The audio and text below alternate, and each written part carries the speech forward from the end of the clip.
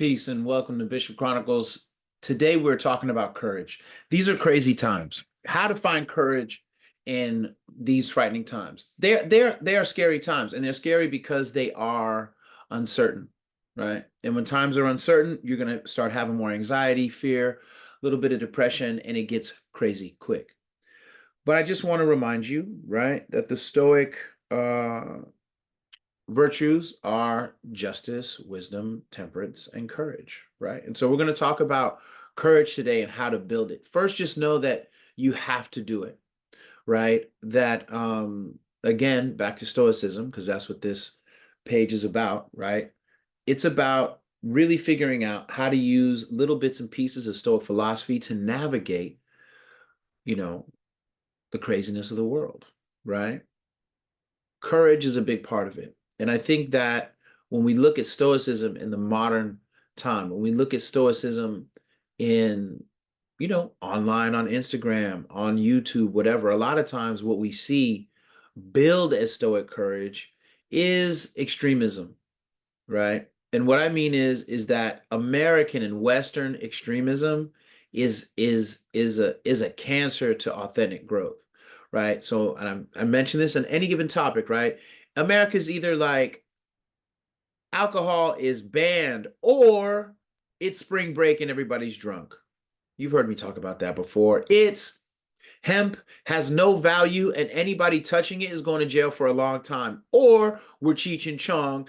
I can't stop smoking it, brother. Right? Like this is what we do, right? It's either race is everything and everything is segregated, feels like right now, or it's irrelevant and it doesn't matter. Moderation. This is where Stoic temperance comes in, right?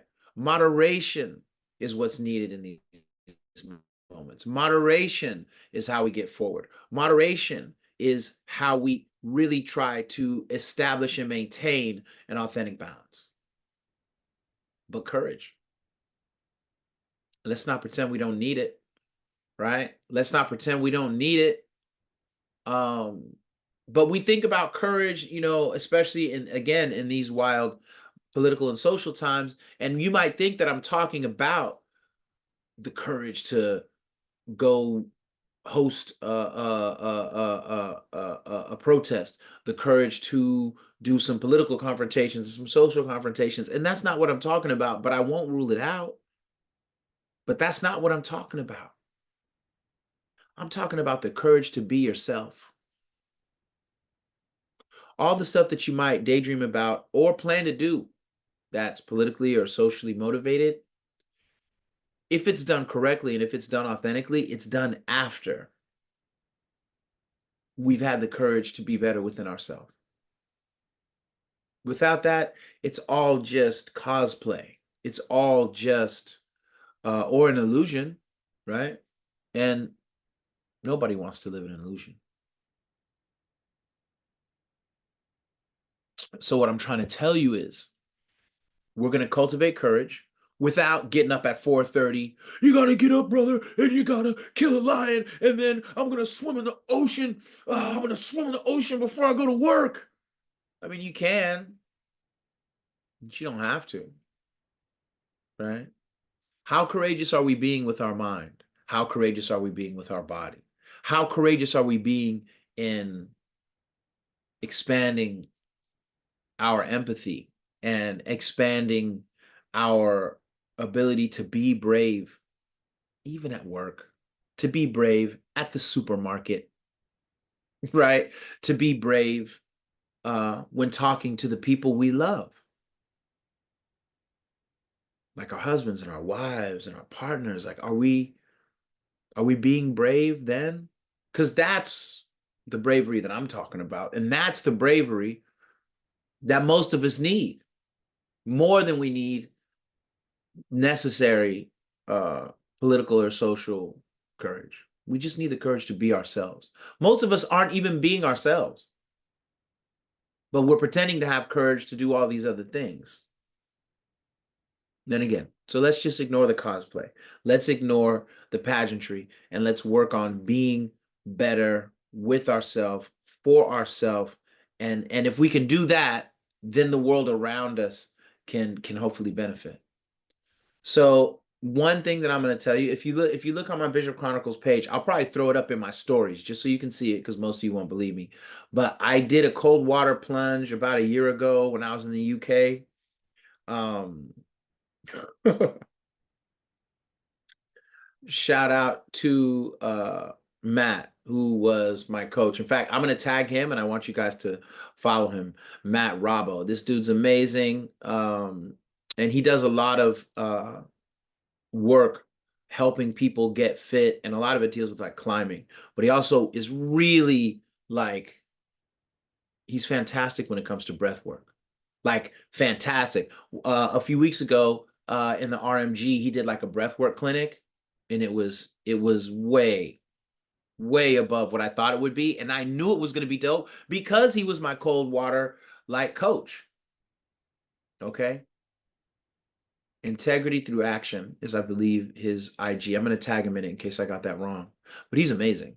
I mean, truly amazing, right? So I would say that to say, how did I get ready for that cold water plunge? With short cold water challenge showers, right? You would be shocked if you look at the science behind cold water plunges and what they do for the immune system, what they do for dopamine, what they do for whole body health. I mean, it's amazing. And but in the beginning, oh, it's unfun. It is unfun. So what I started doing was like I take a regular shower and then I just take 1 minute, 30 seconds. Maybe you should start with just 15 seconds. After you've taken a regular shower, just turn the hot water off and stay there and breathe for 15 seconds. Then do it for 30. Then get your way up. By the time I had done the cold water plunge, I think I was like half a degree under zero, right? I sat in there, got out. I was taking cold water plunges like every day for like 10 minutes in the UK, straight, throw some water in during the winter with the window open. I mean, none of y'all would have recognized the stuff I was doing at that time, right? But I got away from it, man. I got soft. So I'm going back to that, right? The other thing, and I think this is a really dope one. This is a really dope one, right? Is the empty chair practice challenge. And this is for emotional courage, right? A lot of our courage is just that we don't have the courage to speak our truth, to speak our truth, who you are, what you're about, why you're the way you are, or your understanding of why you think you are the way you are, right? But if we can't have the courage to just be ourselves, man, everything else just falls apart. That's how I feel. I don't know. So what you're going to do here is you're going to sit down across from an empty chair. You're going to imagine a person you love that you're having a difficult time with. And then you're going to talk to them. You're going to practice telling your truth on a fundamental level. You're going to practice setting a boundary with that person, right? Like, I love you, but this part of our friendship, this part of our family relationship, I'm finding unhealthy or hard for me, and I love you. And so going forward, please respect that this is how I'm going to conduct myself in that space. Or it might be just telling this person a vulnerability, right? And this is going to help you become more articulate. It's going to help you say what you mean and be clear about why. And I really love this exercise. It is a little frightening, but it is a beautiful thing to do, and it is valuable. It will help you, right? And so then I like this one, the learning edge exercise. Now I started doing this before that's knowing that's what it was called, right? But like think about a topic that intimidates you, right? Maybe it's physics or philosophy, right? Or personal finance. That's where I'm hella scared. Um, I'm starting to do a program over at Demystifying Wealth. Demystifying Wealth. A lot of really cool stuff over there, and like I'm horrible with money. I'm barely making it, and Lord knows I can't save it. You know what I'm saying? So um, you'll get on that challenge. You know what I'm saying? and take 10 minutes getting into something you don't really know about. You're not worrying about mastering it. You're not pretending you're a banker if it's finance. You're not pretending you're Socrates if it's philosophy. You're not pretending you're a high-end physics dude. You're just stepping into your fear, just putting that toe in the water a little bit, getting a few terms on, getting a few understandings, right? Learning the edge, right? You don't have to jump in all the way, but spend 10 minutes on that, right? It could be if it's physical fitness, right? It could just be working out for 10 minutes. Don't worry about doing push-ups until your shoulders collapse. Don't worry about running until your feet bleed. That's not a part of what this courage is about. This is a courage to just start and stay consistent, right? And then finally, and this is like stoic journaling, but it's like a verbal way of doing it. It's called the mirror moment for spiritual courage. You're going to go to your bedroom or go to the bathroom and look in the mirror. Look yourself in the face and say, what am I avoiding? And look back and answer. Maybe you could ask a question similar like, where am I not being truthful with myself? Because if you can't be truthful with you, don't worry about being truthful with your partner. Don't worry about being truthful with your boss, with your friends, with your family members, right? I think the biggest act of courage, for me at least, is just to be honest with who I am and why. It's not easy, right? But these are the things you can do. I don't want you to think you got to go swim in the ocean and kill a lion before the sun comes up. I don't want you to think you got to run until your feet bleed and your lungs collapse. There's easier ways to start to be courageous. I'm also gonna suggest Ryan Holiday's book, Courage is Calling. Super good book.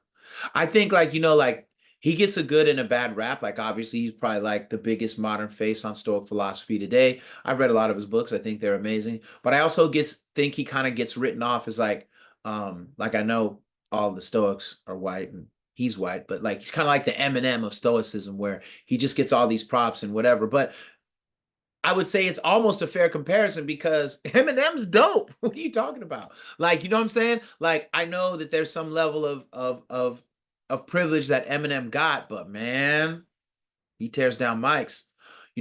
Ryan Holiday is hard. His mind is razor sharp and his understanding of history. He's a fantastic storyteller. He is a fantastic writer. Courage is Calling is beautiful, man. That is a beautiful book. So go on Audible and cop that. You know what I'm saying? Or go find a new book, another book on courage, and embrace that. But what I'm telling you is that this year, you're going to need to be brave. This year, the people you love, the people that love you, they need you to be brave because this year is going to be tough for everybody on lots of levels. Planned and unplanned, forecasted and unforecasted situations are on their way.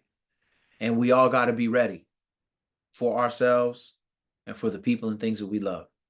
I hope this helps you. I hope you subscribe. I hope you send this to two people, just two people. Be like, hey, you know what? I think you would like this. I'm asking you to send this to your whole email list or everybody on your Twitter or IG, but just forward it to two people that you think would appreciate it.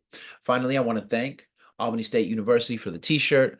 Professor Tiffany Pogue, thank you for inviting me down. I did a lecture on chess history and the importance of developing a strategic mind. It went fantastic. And then after that, the next day, I went to an elementary, you know what I'm saying? Shout out to everybody at Sherwood Elementary.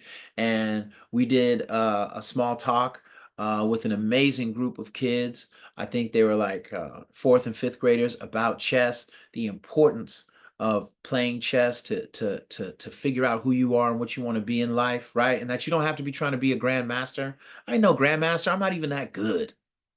Lord knows I'm not that good. But what chess has given me and what it's given the people I love and what I've learned about myself and others through consistently playing the game, not being a master, not being a tournament player or winner, not just doing it has been priceless. You need chess this year in your life. You need chess every year in your life. And so my organization, 64 Blocks, at Real 64, the number blocks, at Real 64 Blocks, please go there. please go there. Follow me on Instagram, right? Just like you, I hope you follow me at Bishop Chronicles. But everything at 64 Blocks is strictly about what 64 Blocks is about, which is a fusion of chess, meditation, and Brazilian Jiu Jitsu. It is not like HHCF. I know because you think of chess and you think of it's very different, very deliberate. And I want to shout out before I go, like I just shouted out Dr. Tiffany over at Albany State. And I want to shout out Natalie over there as well, right? Everybody, like the whole squad is amazing. But I want to shout out Daim Shabazz, right? From the Chess Drum, right? The chessdrum.net. If you're not up on that, you need to be there. He also has an amazing book on Emory Tate, right? Please go get that book.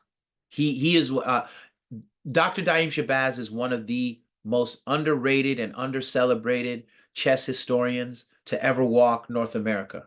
I'll put him on deck against almost anybody. Whoever you think is a dope historian, I'll put him against Daim Shabazz and we'll see who knows more. Right? But I want to thank him for his support. I want to thank Raka from Dilated Peoples. You know what I'm saying? Raka's been by my side for like the last 3.5 years trying to get 64 Blocks off the ground. Right? That dude's mind is beyond.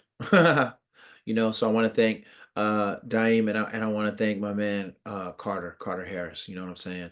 So I appreciate all of you. Thank you for helping to make that trip to Albany State University possible. I want to thank the faculty, staff, and students there. And I want to encourage you to play chess, be more courageous. That's something you can do to be more courageous. Let's play chess. Okay. So stay strong.